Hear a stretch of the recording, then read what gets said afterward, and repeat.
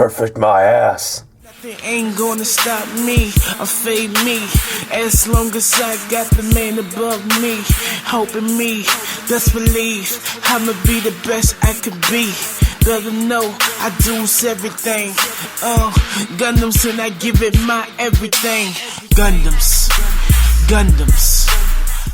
Okay, and here's a strike, so let's go through the motions and review them. Looking at the head looks really good. Goes up, down, side, side, and can rotate. It can bobble back and forth. Looks pretty good though. You get a little sticker right there on top, sensor. You get a sticker right in the back, and a sticker for the eyes. There's quite a few places for panel lining as well. You can see right there in the sides and the face, right here on the V-fin. So you get a pretty, well ranged of panel lining. For the shoulders, arm goes up about that much. Can go forward and backwards, neutral. Alright, can rotate. The shoulder itself can go up. This little part right here can go up, and as well as this lock-in mechanism. Okay, and right below the shoulder, the arm rotates and has 2 points of articulation right here and here. So get about 90 degrees, about, and then 180. The hand itself can rotate and has an individual finger, trigger finger, and these 3 jointed fingers. And then the thumb is also movable. Alright, for the body looks pretty good. Not much places for panel lining, just a little bit. You don't really get a backpack. I mean, you get a slot for it. Here's the thrusters. So your basic stuff. For the cockpit, probably going to need a tool, like a toothpick or something. But this part right here comes out. And then you just pull this part out as well. Like so. And there you go. There's your cockpit. Alright, going down to the waist. These 2 parts are actually quite flimsy. Not really, they don't really stay in all that well. You get one place right here for panel lining. You can actually just fill in that whole gap with black if you so wish. For the side skirts, they move on a ball joint right here, so it's not really too bad. And here this opens up to reveal these the knife that's inside. And looking on the back, these 2 parts come up, but don't bring them up too much because that will happen. I gotta put it right back now. And there we go. Okay. So looking at the leg, don't really care for the joints. It's not like your basic master grades nowadays. It's just a little, like a high grade kind of mechanism right inside there. So they can go back about that much with the interference of the back skirts. And pretty much all the way forward. And only that much from the side. So that's really bad. Definitely hindering its posability. Its knee, however, can rotate on its own, like so. And for the articulation of the leg, you get about that much, 2 points, and as well as this part separates, which is not really too bad. Looks pretty cool. Well, I had a brain fart. The ankle skirt can go up and down, and not really too careful. I don't care for it too much. I mean, I know this is an older kit, but it came out in 2001. But still, it's kind of like a high grade to me. It could do a little better with that.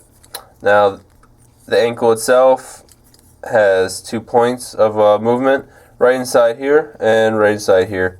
So you can do a lot of cool stuff with it. And as you can see, the foot itself moves up and down to give it some good poses. And that's pretty much going to be about the strike. So let's go ahead and start putting the armor on there. Also, what he comes with is going to be the shield and his other little weapon. Doesn't look really too bad though. So yeah, weapons are that's on the side. Isn't really too bad either. He pulls out and then You can swivel them out and bam.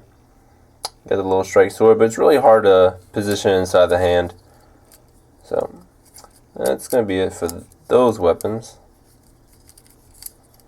Alright. Going. There we go. Alright then.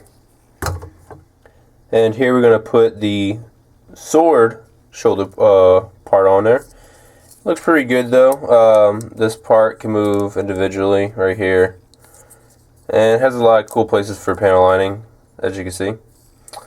And this right here is a boomerang that you could take this and plug right into.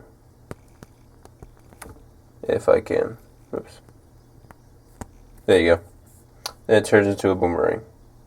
So that's pretty cool. Can't really plug into the arm, to the hand, so it kind of just sits there. Let's go ahead and plug it in. All you really have to do is just kind of lift these up. Make sure this little slot right here slides right into it, like so. And then you kind of just bring these down, and then snap them all back in. And then, bam, it's that easy. And for the sword, right here, let me get it focused in. Alright. Sword looks pretty good. This part swivels up and down, and it has its own backpack. If I can find the back, there it is. Has a little backpack. Let's go ahead and put the backpack on first. Just slides right into the slot. Bam. Now you get the backpack on them.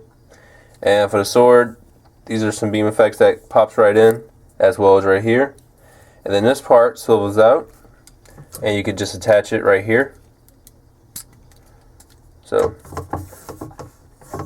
don't really care for it too much. So, and putting them on the hand is ridiculous. It's not going to really stay in the place that you're going to want it to stay in, unless you like it all jacked up. But I'll show you right now. There's no slots. Like, there's nothing for him to like really attach into, because his hand is just a regular hand. So when you put it in, you just got to clench his hand as tight as you can, and then hope for the best. So that's pretty bad. There's no lock-in mechanism. You just gotta put it in the hand and hope for the best, and just work your way with it. So that's pretty much the best I can usually get, is like right about there, like so. Alright, and that's pretty much all it is for the strike. So let's go ahead and work on the launcher. Okay, so looking at the launcher parts, looks pretty good. Get a little Gatling gun right here. It's an anti-ship Gatling, I believe, or anti-missile.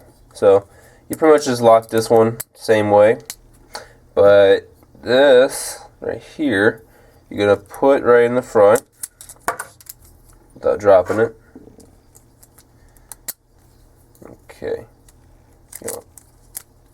If you can do it.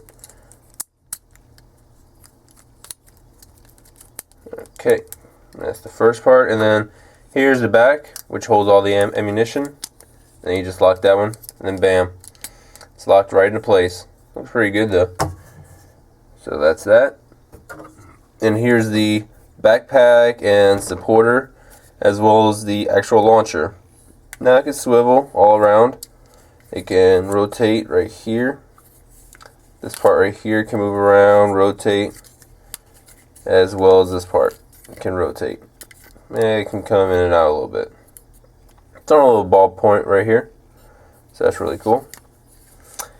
The weapon itself, not really much to it. This part can move in and out.